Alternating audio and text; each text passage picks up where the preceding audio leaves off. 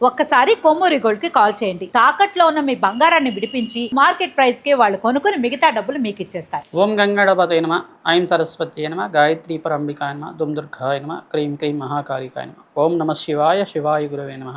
Yeah దేవీ సర్వభూతేషు మాతృరూపేణ సంస్థితః నమస్తస్యై నమస్తస్యై నమస్తస్యై నమో నమః. క్రీం మహాకాళికాయ నమ, ద్రాం దత్తాత్రేయాయ నమ. ఓం నమో భగవతే మేధా దక్షిణామూర్తి మహ్యం మేధాం ప్రజ్ఞా ప్రయచ్చస్వ. క్లీం కృష్ణాయ గోవిందాయ గోపీజనవల్లభాయ శ్రీకృష్ణ పరబ్రహ్మణే పరంజ్యోతిషే నమ.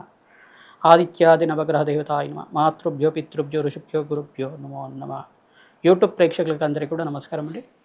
నేను పాలపర్తి గురునాథ శర్మ, జ్యోతిషం వాస్తు సిద్ధాంతిని. మీకంతా కూడా గోచారీత్యా గ్రహాల యొక్క స్థితిగతి, వాటి ప్రభావం అంతా కూడా మేషాది ద్వాదశ రాశుల వాళ్ళకి మాస ఫలితాల్లో భాగంగా విశ్లేషణ చేయడం జరుగుతుంది.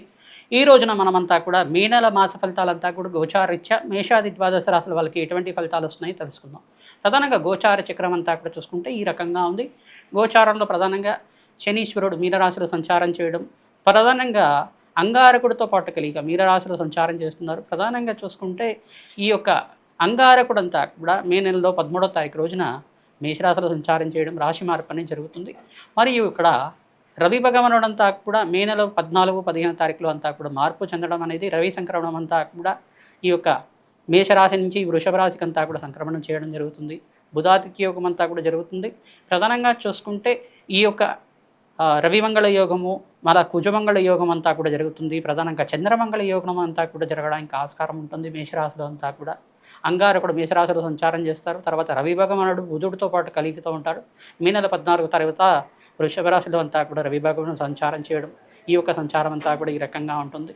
ప్రధానంగా శుక్రుడు అంతా కూడా మే 14 తారీఖు తర్వాత వృషభ రాశి నుంచి మిథున రాశిలో సంచారం చేయడం, బృహస్పతితో పాటు కలిగితూ ఉంటారు. ఈ యొక్క మిథున రాశిలో అంతా కూడా బృహస్పతి యొక్క సంచారం జరుగుతుంది. రాహు యొక్క సంచారం అంతా కూడా కుంభరాశిలో సంచారం జరుగుతుంది. కేతు యొక్క సంచారం అంతా కూడా చూసుకుంటే కేతు గ్రహం అంతా కూడా సింహరాశిలో సంచారం చేయడం జరుగుతుంది.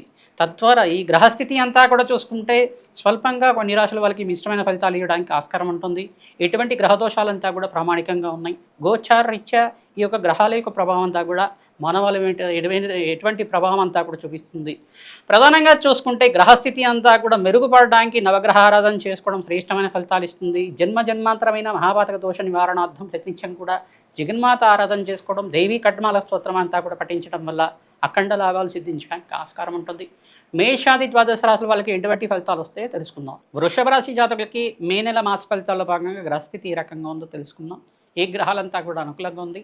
మేషాది ద్వాదశ రాశుల వాళ్ళు ప్రధానంగా విశేషంగా వృషభ రాశి వాళ్ళకి ఎటువంటి ఫలితాలు పొందుతారు, మీకంతా కూడా లక్ష్మీ కటాక్షం కలగాలంటే ఎటువంటి పరిష్కారం ఆచరించుకోవాలి అనేది విశ్లేషణ చేయడం జరుగుతుంది. ప్రధానంగా వృషభ రాశి జాతకులంతా కూడా ఇక్కడ శుక్రుడు ఆధిపత్యం ఎక్కువగా ఉంటుంది. కావున ప్రధానంగా ఇక్కడ సూర్య భగవానుడు అంతా కూడా మే నెల 14 తారీఖు తర్వాత నుంచి మనకంతా కూడా వృషభ రాశిలో సంచారం చేయడం జరుగుతుంది. ప్రధానంగా బుధాదిత్య యోగంలో మార్పు అనేది రాజయోగ ప్రాప్తినిస్తుంది.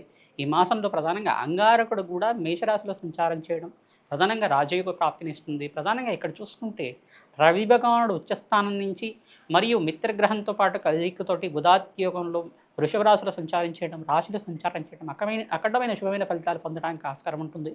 స్వల్పంగా ఎవరి జాతకంలో అయితే కనుక ఈ యొక్క కొన్ని జాతకుల్లో అయితే కనుక మీకంతా కూడా కోర్టు కేసులో ఇబ్బంది పడుతున్న వాళ్ళకి మంచి ఫలితాలు రావడానికి, మీకు ఫేవర్గా వచ్చే ఫలితాలు రావడానికి ఆస్కారం ఉంటుంది. బుధుడంతా కూడా సంచారం చేయడం వల్ల మంచి వాక్చాతుర్యం పెరగడం కానీ, మీ మాటకు విలువ ఇవ్వడం కానీ, మీరు ఏదనుకుంటే జరగడం, అంటే పట్టిందల్లా బంగారం అవుతుంది అంటారు కదా, ఇటువంటి పరిస్థితి అంతా కూడా వ్యాపారంలో విశేషంగా లాభాలు గణించడం, వివిధ వ్యాపార రంగంలో మీకంతా కూడా లాభాలు ఆకస్మికంగా ధనయోగ ప్రాప్తి రావడానికి ఆస్కారం ఉంటుంది. ధనయోగ కారకుడైన బుధ భగవానుడు అంతా కూడా బుధాదిత్య యోగంలో మార్పు చెందడం, మిత్రస్థానంలో అంతా కూడా మార్పు చెందడం అనేది రాజయోగ ప్రాప్తి కలుగుతుంది. ధనధాన్యాది సమృద్ధి కలగడానికి ఆస్కారం ఉంటుంది. ప్రధానంగా టెక్స్టైల్ రంగంలో వాళ్ళు కానీ, ఫైనాన్స్ రంగంలో కానీ, ఫైనాన్షియల్ ఇన్వెస్ట్మెంట్ రంగంలో కానీ, స్టాక్ ఎక్స్చేంజ్ రంగంలో వాళ్ళు కానీ మంచి కాలంగా చెప్పడం జరుగుతుంది. మాసంలో మీకు ఈ తేదీల్లో అంతా కూడా మంచి లాభాలు గణించడానికి ఆస్కారం ఉంటుంది. మే 14 తారీఖు తర్వాత 14, 15, 24, 27 తారీఖులో అంతా కూడా లాభాలు గణించడానికి ఆస్కారం ఉంటుంది. మంచి శుభవార్త వింటారు, తద్వారా లాభాలు గణించడానికి ఆస్కారం ఉంటుంది. పుణ్యక్షేత్ర దర్శనాలు చేసుకోవడం వల్ల అఖండ పుణ్యప్రాప్తి కలుగుతుంది. ప్రధానంగా దత్తాత్రేయ స్వామివారి ఆరాధన మీకంతా కూడా మంచి చేకూరుతుంది. దత్తాత్రేయాయ స్మరణ మాత్రేన సంతుష్టాయ నమః. దత్తాత్రేయాయ స్మరణ మాత్రేన సంతుష్టాయ నమః నామాన్ని జపాన్ని ఆచరించండి.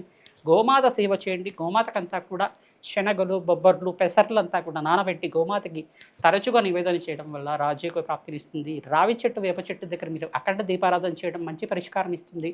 ప్రధానంగా ఖడ్గమాల స్తోత్రాన్ని ప్రతినిత్యం కూడా 3 సార్లు చదువుకోవడం, మహాలక్ష్మీదేవి సహస్రనామార్చనంతా కూడా ప్రతిరోజు కూడా ఆచరించడం వల్ల అఖండ రాజయోగ ప్రాప్తి కలుగుతుంది. ధన ధాన్యాది సమృద్ధి కలుగుతుంది.